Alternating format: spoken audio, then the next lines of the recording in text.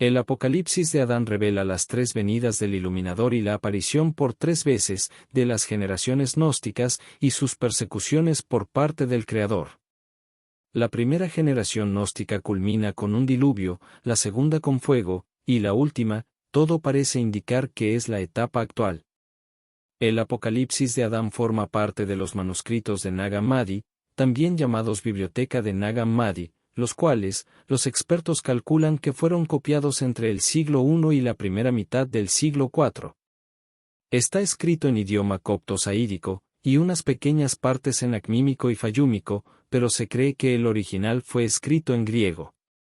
Por obvias razones de conservación, al manuscrito le faltan algunas líneas.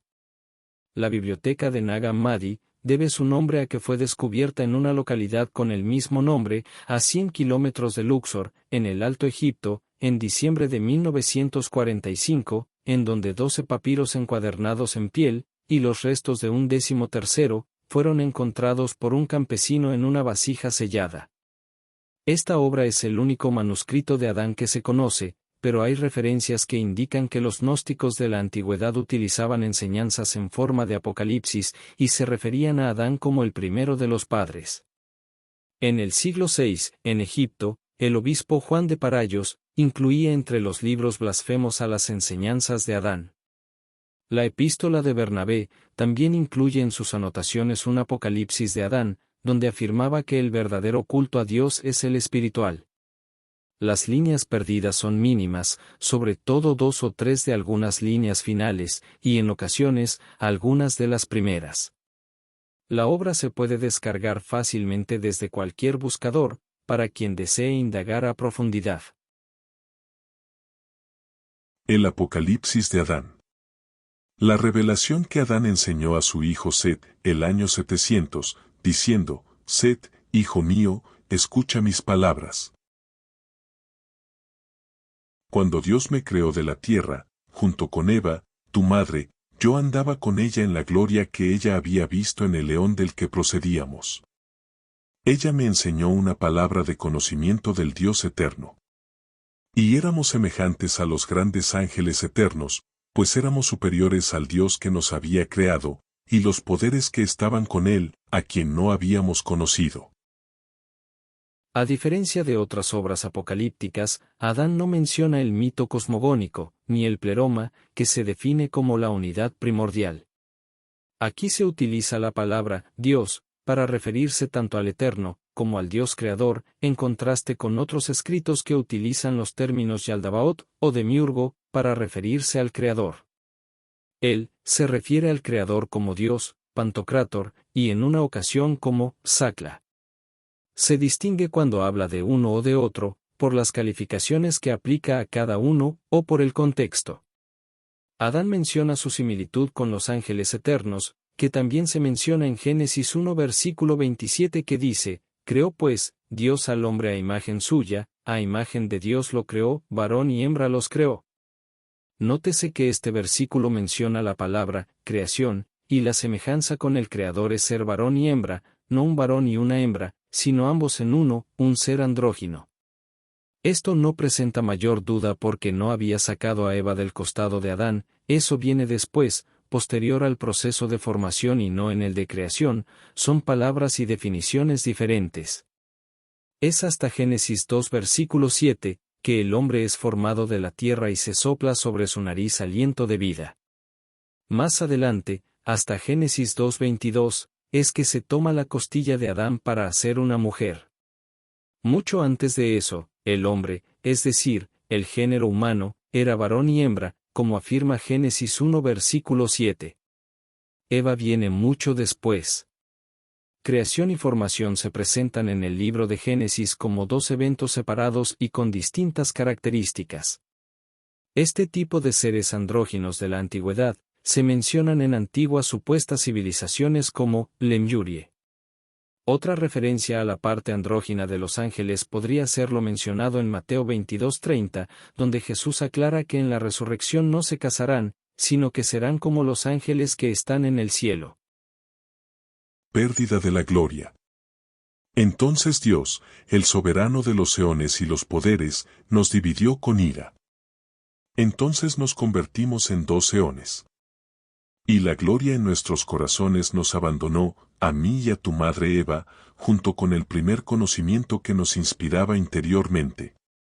Aquella gloria huyó de nosotros y entró a otro gran eón y otra gran generación. Esta no procedía del eón del que habíamos salido, yo y tu madre Eva. En el libro Textos Gnósticos, edición de Antonio Piñero, se incluye la observación que explica la división del párrafo anterior, suponiendo la creación anterior de Adán como un ser andrógino y su posterior división en 2. Se relaciona la diferenciación sexual con la pérdida del conocimiento del verdadero Dios. Nacimiento de Set. En cambio, el conocimiento, entró a la descendencia de los grandes eones. Por eso te he puesto el nombre de aquel hombre cuya descendencia es la gran generación, es decir, la que proviene de él. Aquí se menciona una relevancia del nombre, en él subyace la idea del gran Set celeste, prototipo del ser histórico y de la raza de los gnósticos. Set es fruto de otra generación, distinta de aquella de la que procedían Abel, Caín, Adán y Eva. La potencia de lo alto, baja y se posa en Set, y éste la transmite a su descendencia, la cual es una alusión a los gnósticos. Pérdida de la gnosis. Después de aquellos días, el conocimiento eterno, gnosis, del Dios de verdad se retiró de mí y de tu madre Eva. Desde entonces, nos enteramos de lo concerniente a la muerte, como los hombres. Entonces reconocimos al Dios que nos había creado. Pues no éramos ajenos a sus potencias. Y nosotros le servimos con miedo y esclavitud. Después de eso, nuestro corazón se llenó de tinieblas. Primera revelación de la gnosis. Sueño de Adán. Yo dormía con los pensamientos de mi corazón, y entonces vi a 3 hombres delante de mí, cuya imagen yo era incapaz de reconocer, ya que no eran de las potencias del Dios que nos había creado.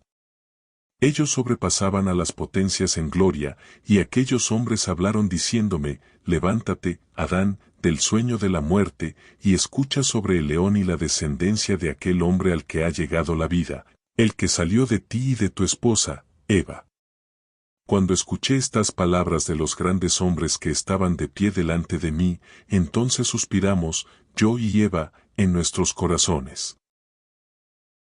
El suspiro parece corresponder a un reflejo de insatisfacción. El revelador se presenta bajo 3 aspectos en otros escritos gnósticos, como en el Apocalipsis de Juan. Reacción del Creador contra Adán. Entonces el Señor, el Dios que nos había creado, se apareció ante nosotros. Él nos dijo, Adán, ¿por qué estaban suspirando en vuestros corazones? ¿No sabéis que yo soy el Dios que os creó? Y yo soplé en vosotros el espíritu de vida como un alma viviente. Entonces la oscuridad apareció a nuestros ojos.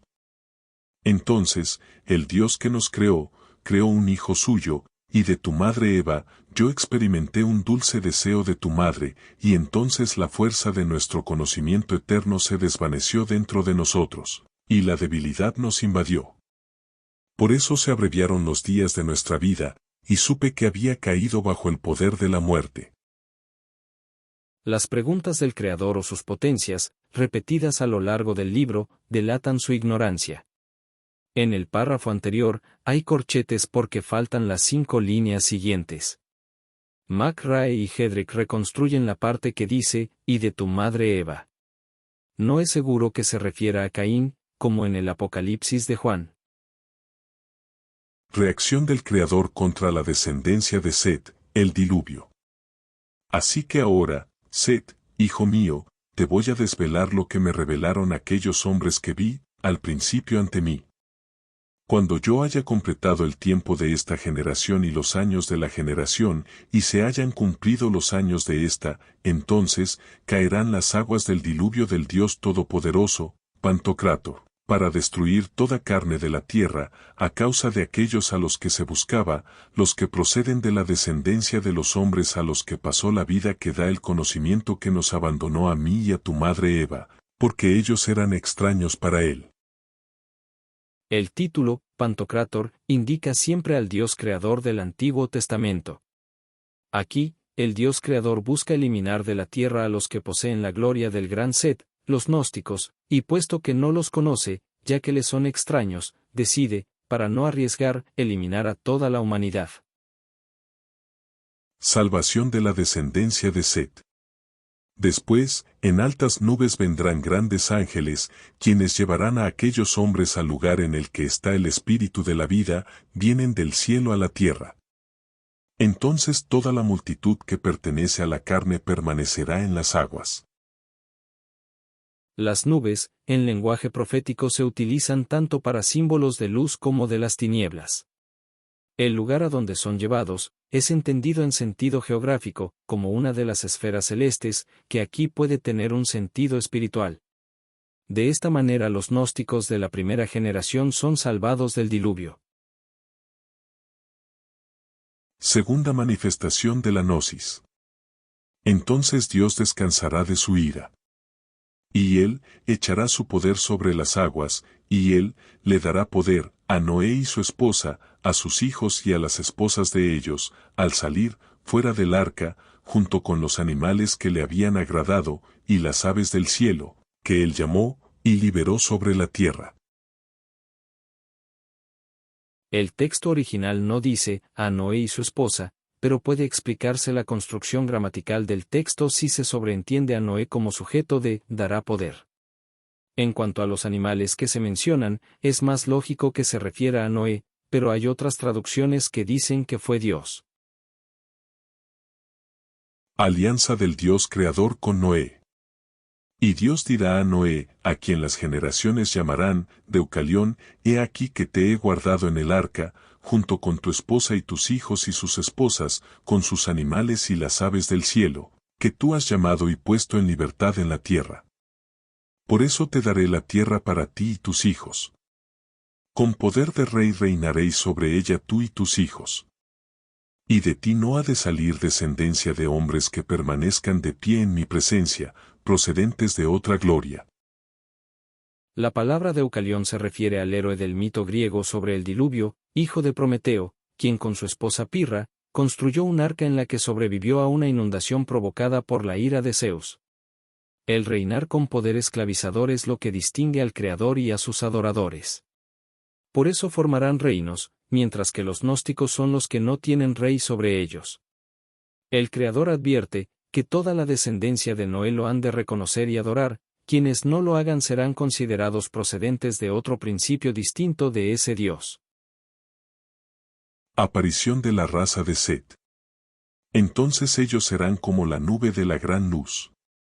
Vendrán aquellos hombres que habían sido enviados desde el conocimiento de los grandes eones y los ángeles, y se mantendrán en pie ante Noé y los eones.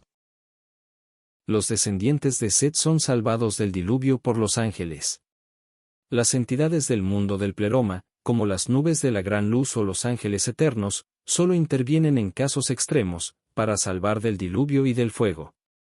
En la parte, aquellos hombres que habían sido enviados desde el conocimiento, hay otro erudito, Ventrilaitón, que interpreta que no se trata de los descendientes de Set, sino de los de Caín, traduciendo, arrojados fuera, en lugar de, enviados desde.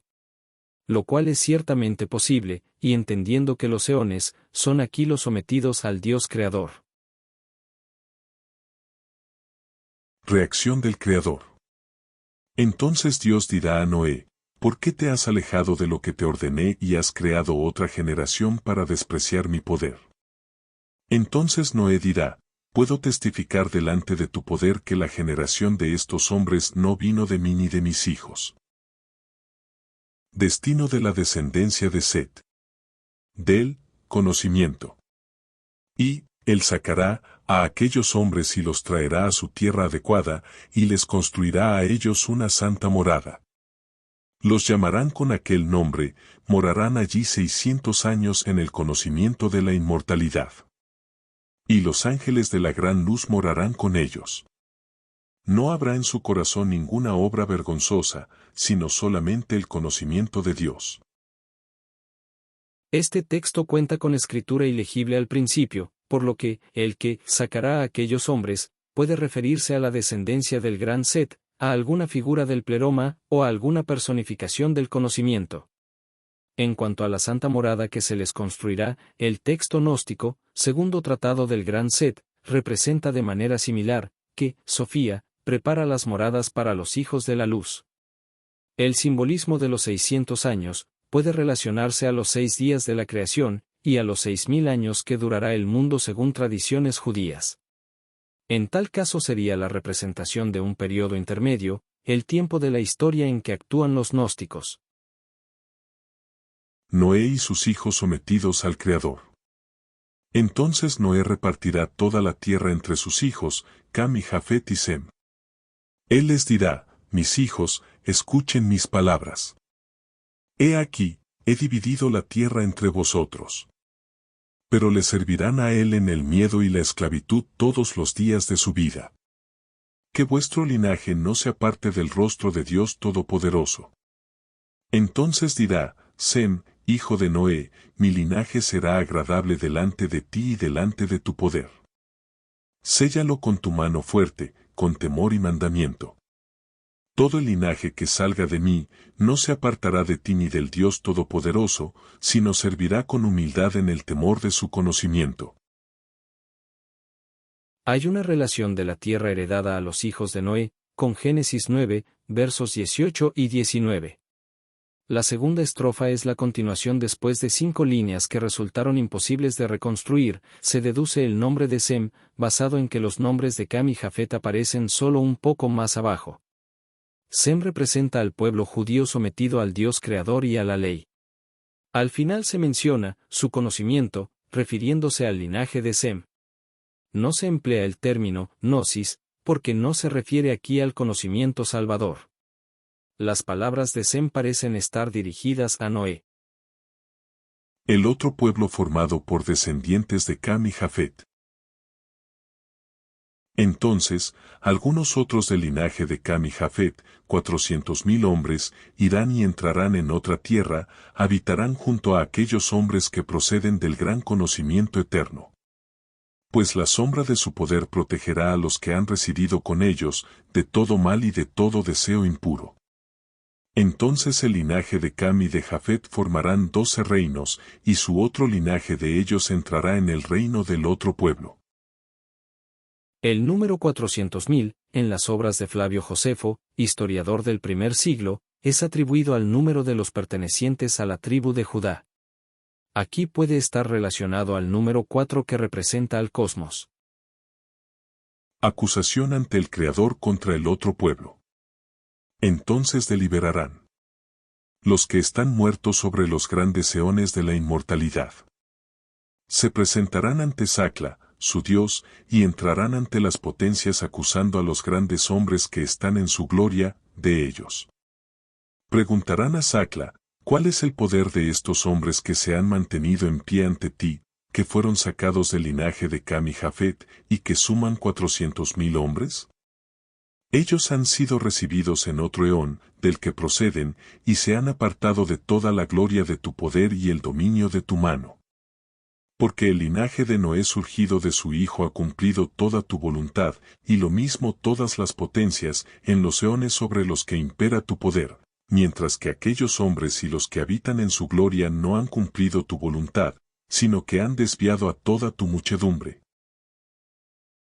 Entonces deliberarán, es seguido de una línea ilegible y varias letras faltantes de la siguiente. Un traductor reconstruye el faltante como, los príncipes eones en el deseo de perdición. Y otro sugiere, los pecadores en sus obras. El nombre de Sacla deriva del arameo, y significa, loco. En el judaísmo se emplea para denominar a Satán. En los escritos de Nag Hammadi, aparece con frecuencia junto a Yaldabaoth o Samael, para designar al Dios creador. En el Evangelio de los egipcios, Sacla es el gran ángel, se empareja con Nebruel, el gran demonio.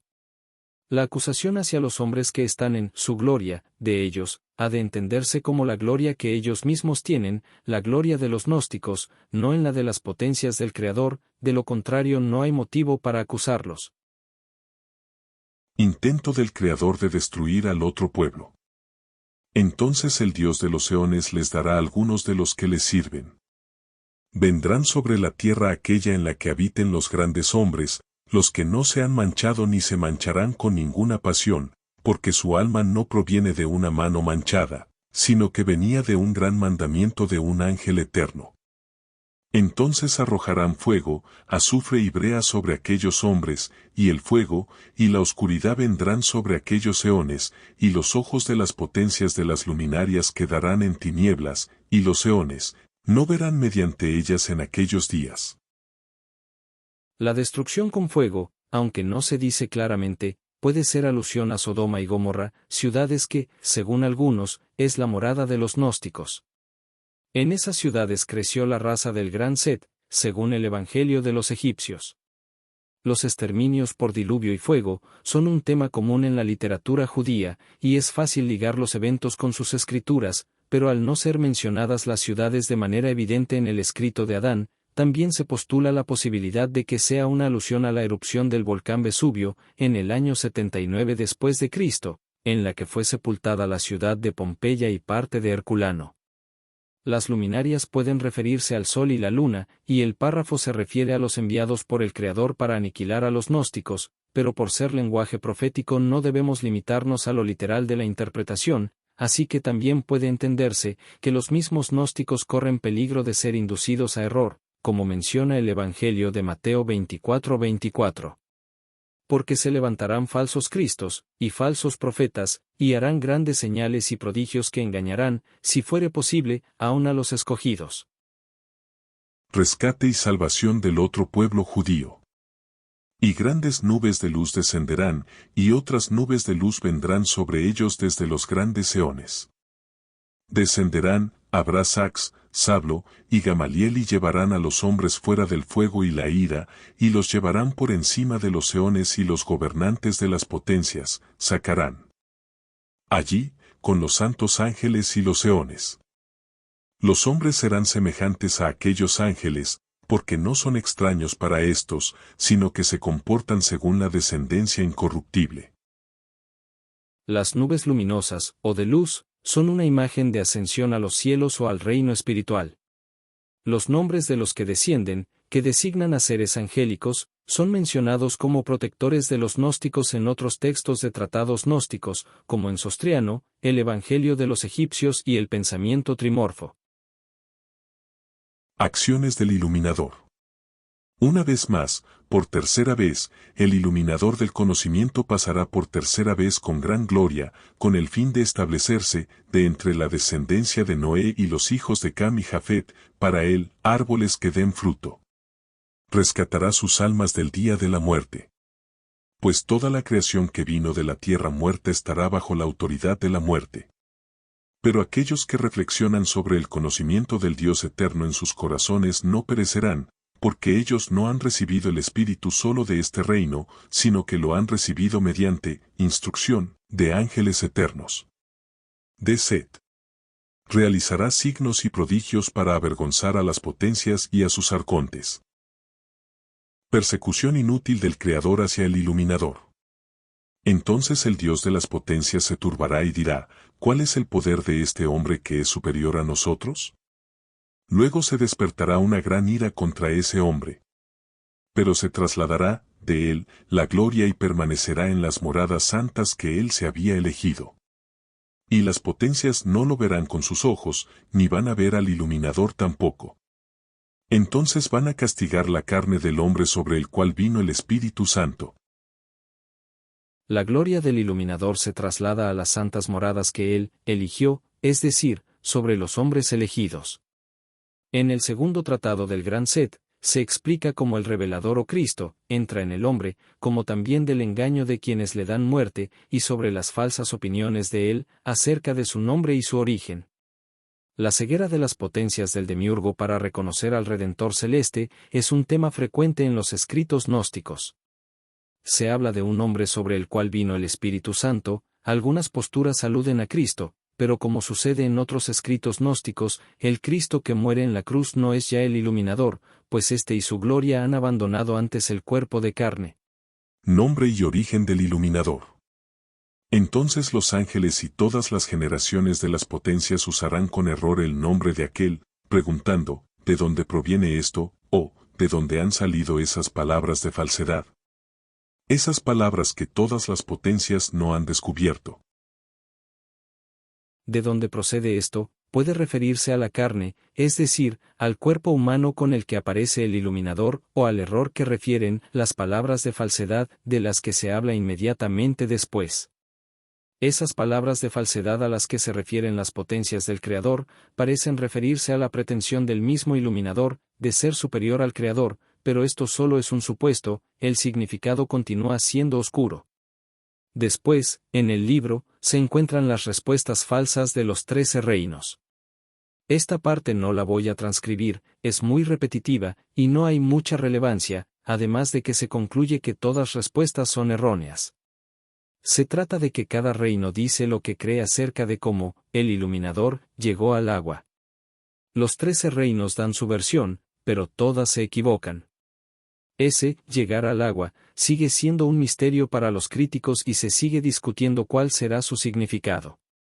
En lo referente a las respuestas erróneas del 13º reino, un reino extra a los 12 que forman los hijos de Noé, Cam y Jafet, se dijo anteriormente que pasaron a la tierra de los hombres de conocimiento y vieron sus poderes. Podría pensarse que, por estar entre los conocedores, ellos también obtendrían ese conocimiento.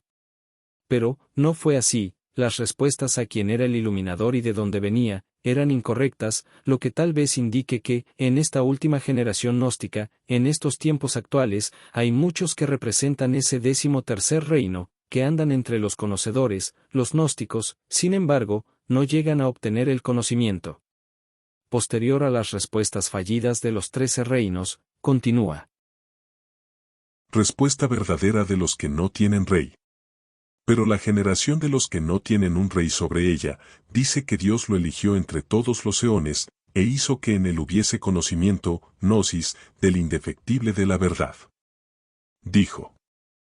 El gran iluminador salió de un espacio extranjero, de un gran eón, e hizo que brillara la generación de aquellos hombres que él se eligió para sí, de forma que resplandecieran sobre todo el eón. La generación que no tiene rey sobre ella, se refiere a los hombres libres. Con frecuencia los gnósticos son designados como los sin rey.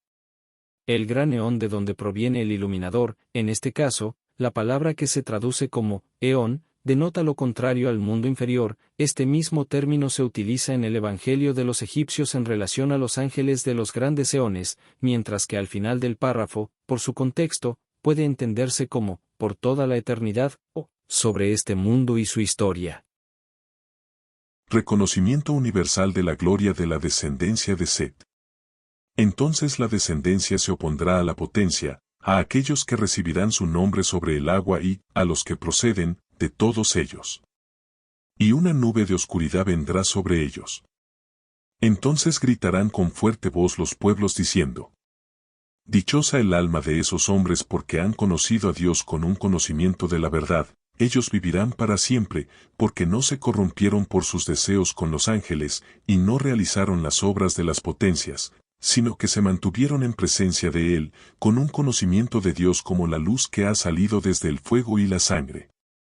Arrepentimiento de la humanidad. Nosotros, en cambio, hemos hecho todo con la insensatez de las potencias, y nos hemos gloriado en la transgresión de nuestras obras, hemos gritado contra Dios. Pero ahora todas sus obras permanecen porque Él es eterno.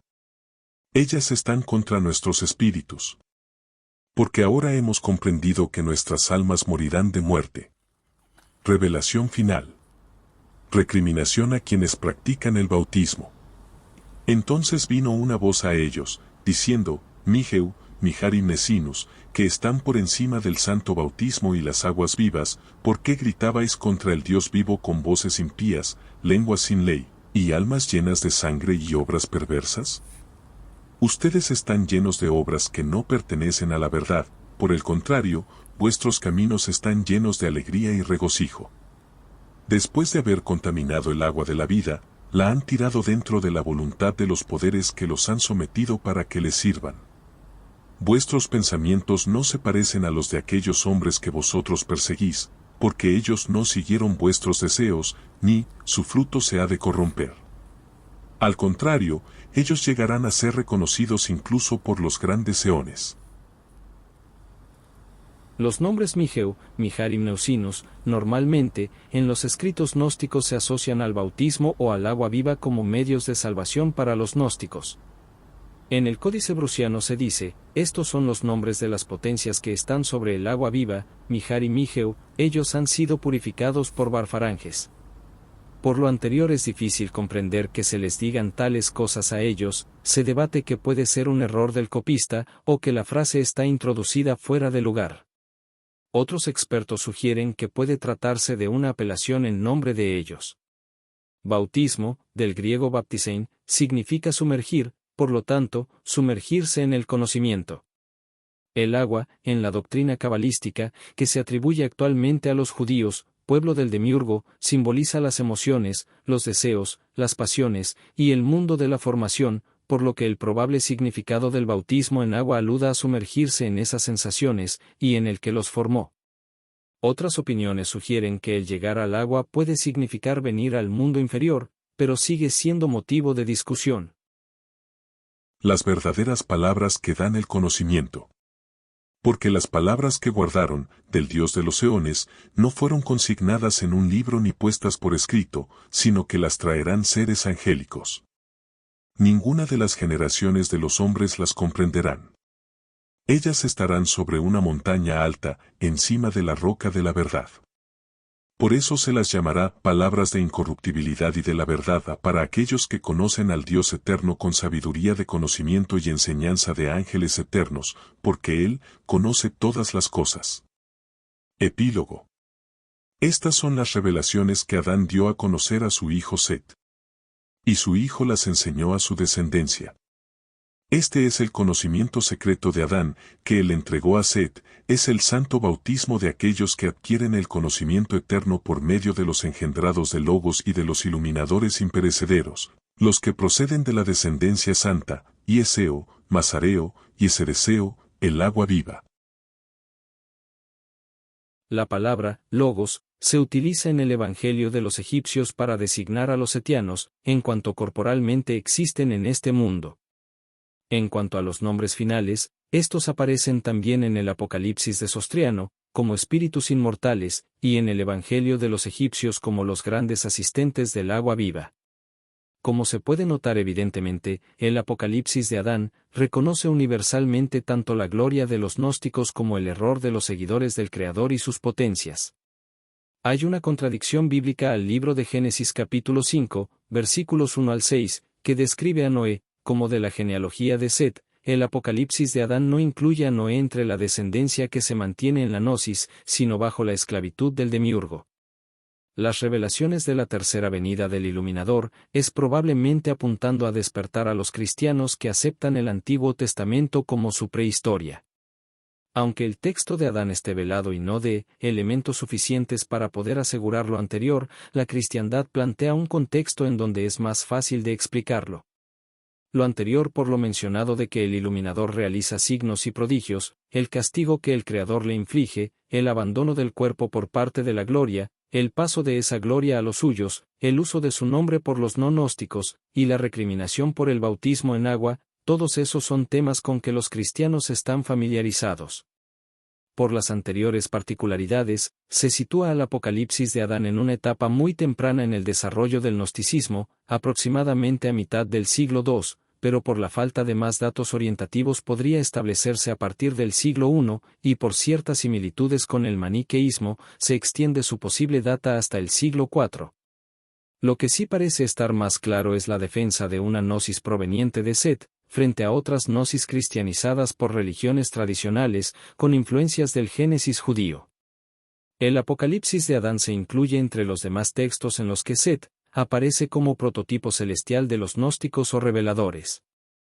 La obra muestra una intención de señalar una raza elegida, la descendencia de Set, quienes son superiores al Creador que intenta destruirlos, y poseen un conocimiento que está por encima del rito bautismal y las Escrituras. Ese es el conocimiento salvador que regresa a la gloria que perdió Adán y se manifiesta en la tercera llegada del Iluminador.